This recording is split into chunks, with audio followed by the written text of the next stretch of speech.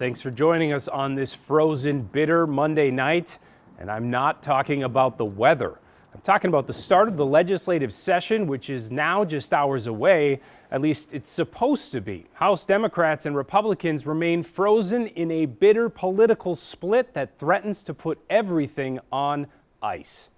Things are so bad that House Democrats didn't wait to take the oath of office, doing so in secret yesterday. Why? So they can skip the ceremony tomorrow and attempt to freeze out Republicans who have plans to seize control and elect a speaker thanks to a temporary majority before a special election at the end of the month.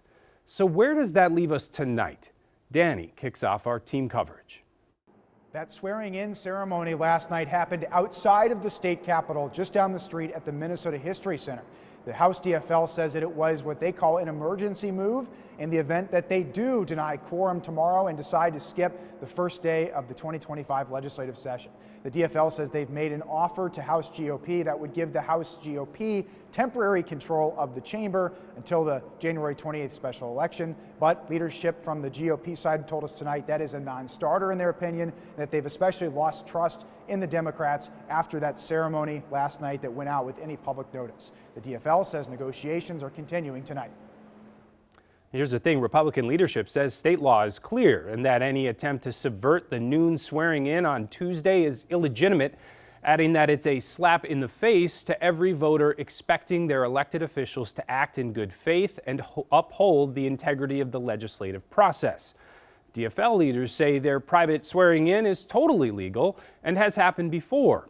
So who's ultimately right here? And does this planned holdout by Democrats even hold water according to our state constitution? These are just some of the legal questions Heidi attempted to look into today. Hi, Heidi. Hi, Kent. As Danny mentioned, DFL and Republican leaders are negotiating tonight, but the House DFL is still threatening to not show up tomorrow. Now, there are many legal questions surrounding the opening of the 2025 legislative session. The 2025 legislative session is set to start on an unprecedented note. We just have multiple legal questions that are out there at this point. David Schultz, a political science professor at Hamline University, has taught state constitutional law for nearly 30 years. A lot of these are legal questions that have never been addressed at this point. That's what makes it so complicated, on top of the fact that these legal questions are all about what?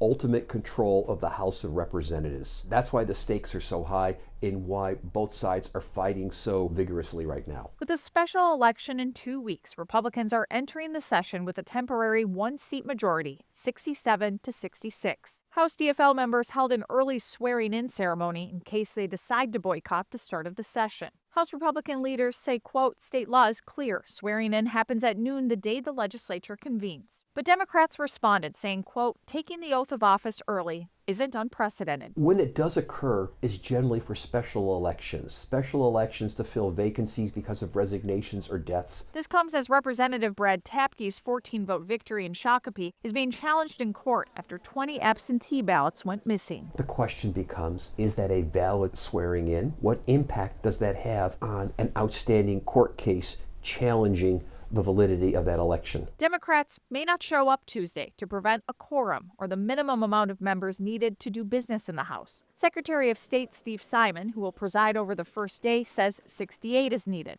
Republicans argue it's 67. All the Constitution says is that there has to be a quorum in both houses to conduct business. Nothing says about a number, but by statute, we have 134 members in the House. The laws say to pass any legislation, you need a majority. A majority of 134 would be 68. However, what if there is a vacancy? Article 4, Section 13 is all about quorum, all about what you need to have to be able to conduct business. It also says that a smaller number may adjourn from day to day and compel the attendance of absent members in the manner and under penalties it may provide. Schultz says one could read this section to say that Republicans could take action. What would that be?